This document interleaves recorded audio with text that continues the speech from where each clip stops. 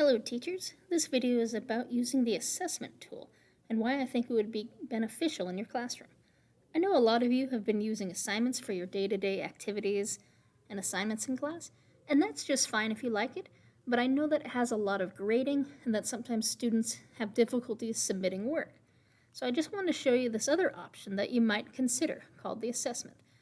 Now, just because it's called assessment doesn't mean that you can't use it for regular assignments. In fact, it's quite versatile. So let me give you an example of some of the assignments that you could do with this tool here called assessment. So I'm going to open up this one I just created, and I'm going to go up here to preview. Now I'm going to show you a variety of different types of questions. The first one naturally is going to be multiple choice.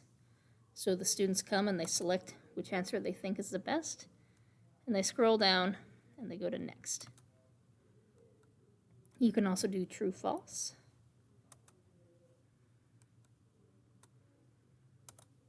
You can also do a drag and drop. So for instance, in this one, I said match the following presidents with a key moment from their term. So they would come down and they'd select the answer and they'd drag and drop it with the appropriate president. So I'm just selecting these. And again, this is going to be something that can be graded automatically. Coming down. You can also do questions that make the question or the students put things in order. So for instance, students would actually have to drag it and move it up. Find whatever the correct order is. You can also have questions where they have to type in the correct answer. And with these, you can also give a variety of correct answers. So if you wanted to account for potential misspellings or anything, you could do that with this. So it'll grade automatically. You can also do drop-down boxes.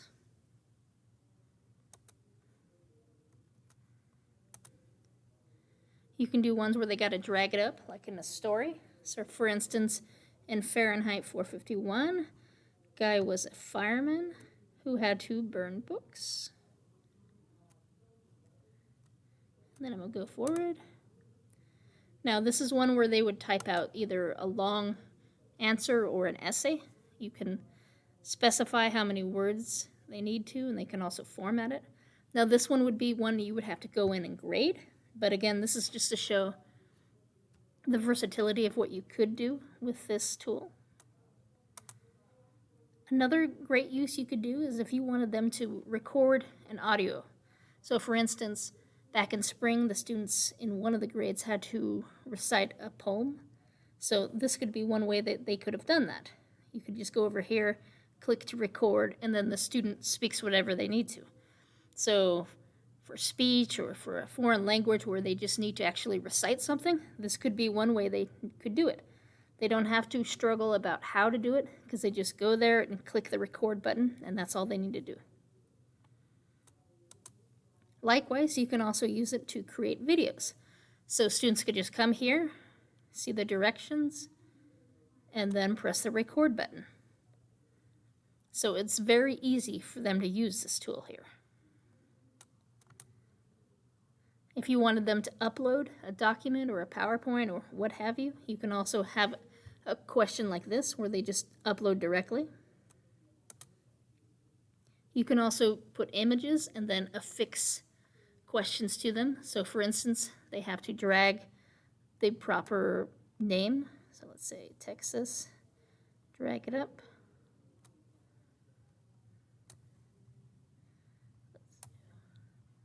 We just move it right up. So, oops, did not drop that.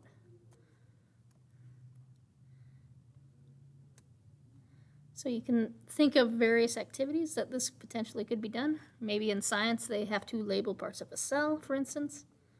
You could use this tool to do that. And it would grade automatically for this one. You could also do an image where you could select various spots manually on there and then ask a question. So for instance, I put a blank map of the United States and I said click on Idaho. Then I just went and highlighted a couple states that they could choose from. Then they come. You could also do ones where they have to actually type in here. So for instance, with this, let's say if you wanted to see how the student did work, they would come over here, and if they're solving this, you'd get to see what their process was for solving it. And then this would be what gets turned in. Now this one again would be one that you would have to grade. But this is just to give an idea of what you could do. Oops.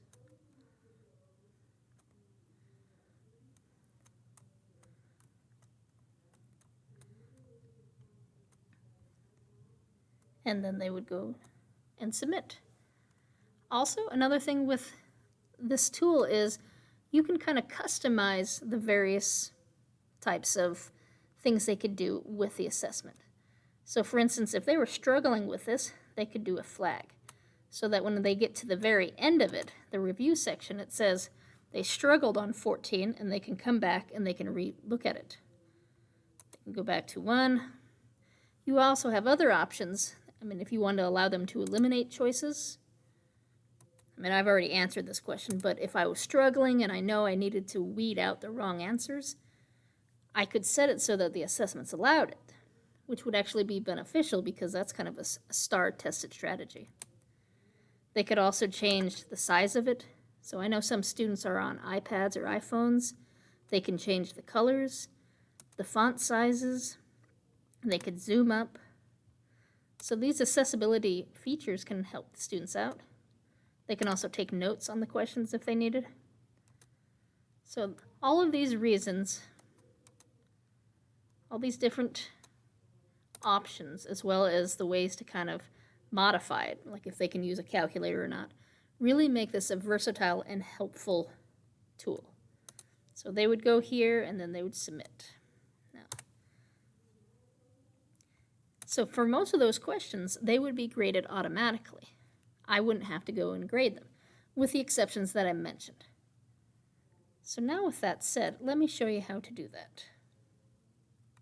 So I'm going to go back to my sandbox, and I'm going to create a new assessment.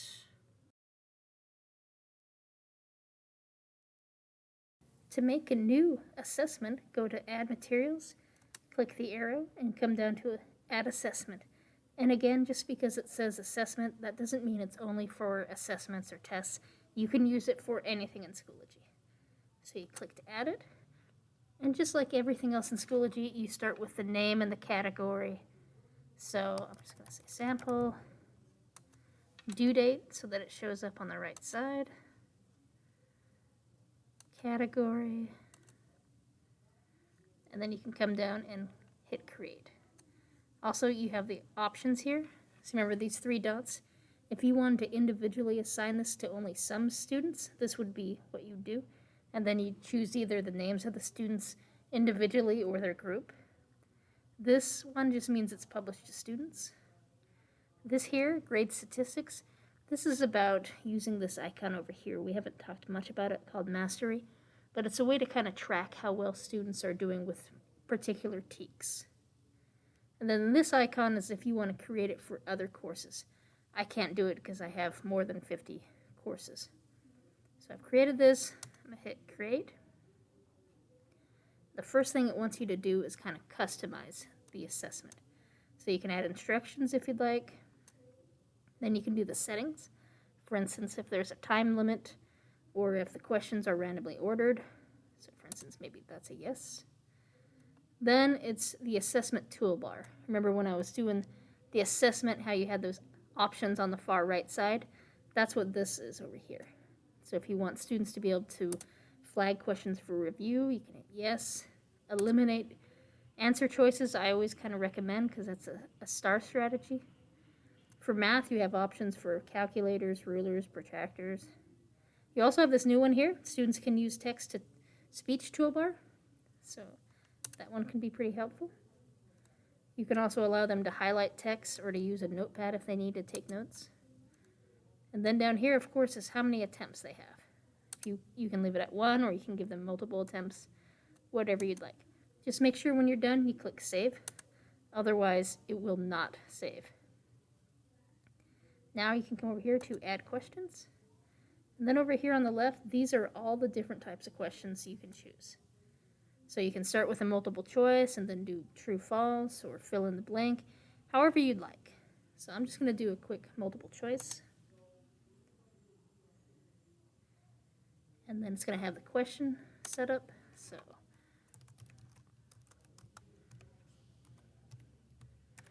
you can just do the question. You can see you can format it. You can add links. You can add pictures. If you're going to do something more specific in math with equations, you can use this tool, which is pretty handy. So you create that, and then you come down to the answers.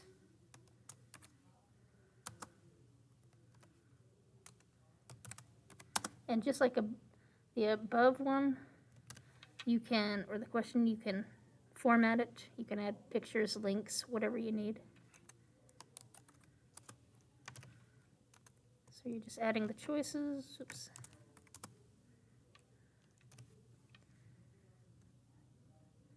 Then you select the correct answer. Let's see what I did. If you needed to add other options, you can do multiple responses.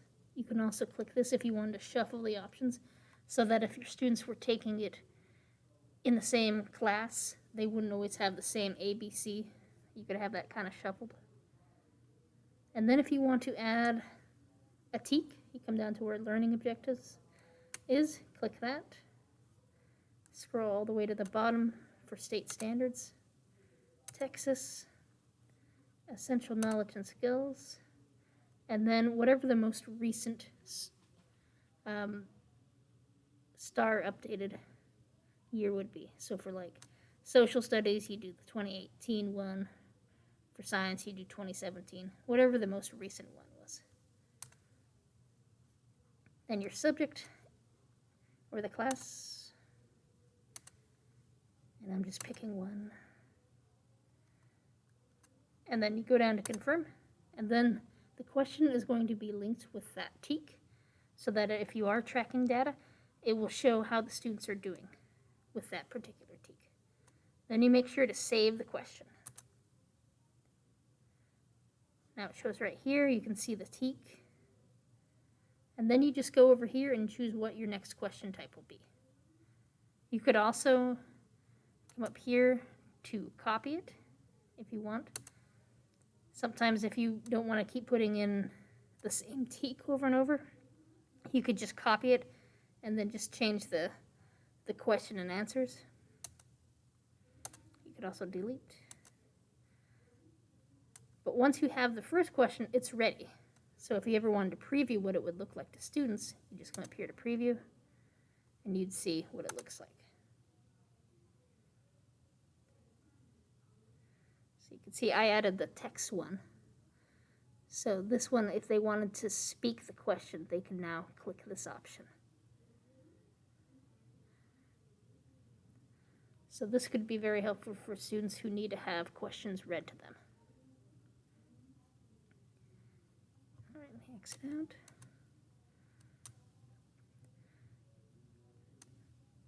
All right, now let me show you. I'm going to come back out here to my sandbox. Once you've added a new assessment, it always starts at the bottom.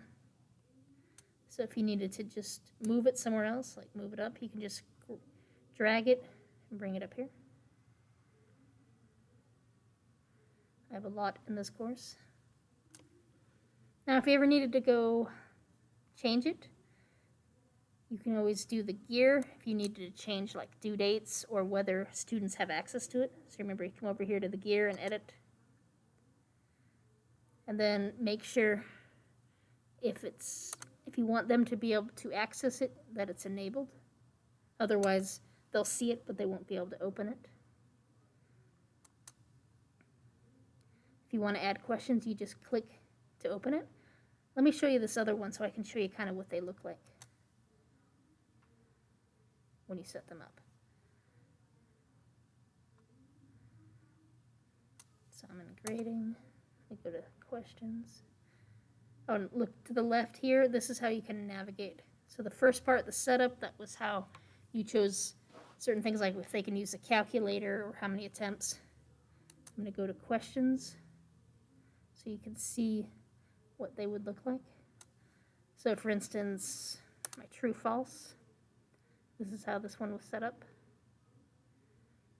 You just had the question, true false, and then selected the answer. Note you could require correction if you wanted. When you're doing matching, you just type what the prompts are and then the possible answers. Note that they're not matching here. You're just giving the possible answers.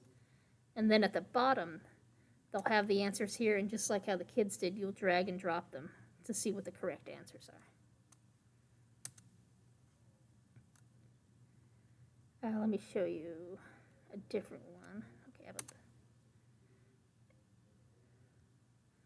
so if you're going to do one where they have to drag and drop the answer, that's always started by an underscore. So it says to create a blank type an underscore, and then it'll create this. So I typed Guy Montag was a, and then I did an underscore, and it created this response, this little box. Then I typed who had to, and then I did another, just one underscore. And then it allowed me to write a possibility, or all the different choices that the students would have for all of them. And then I went and chose the correct answers. So you see all the options I had here are down here. And then I just dragged the correct answers up there. So most of these are pretty intuitive. You just kind of have to read how they want them set up.